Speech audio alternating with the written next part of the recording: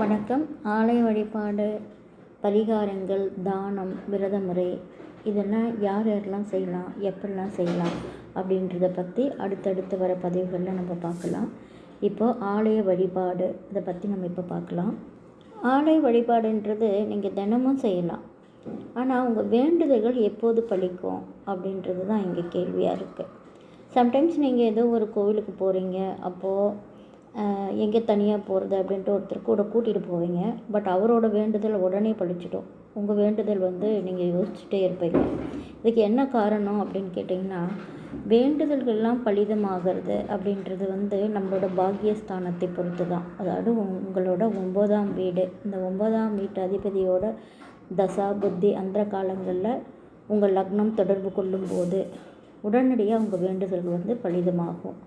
So ஒரு நீண்ட தூர ஆன்மீக பயணம் போகிறீங்க, அந்த சமயத்தில் இந்த மாதிரியான அமைப்பு உங்கள் ஜாதகத்தில் இருக்கா அப்படின்றத தெரிஞ்சுக்கிட்டு நீங்கள் போனீங்கன்னா உங்கள் வேண்டுதல்கள் நிச்சயம் நிறைவேறும்.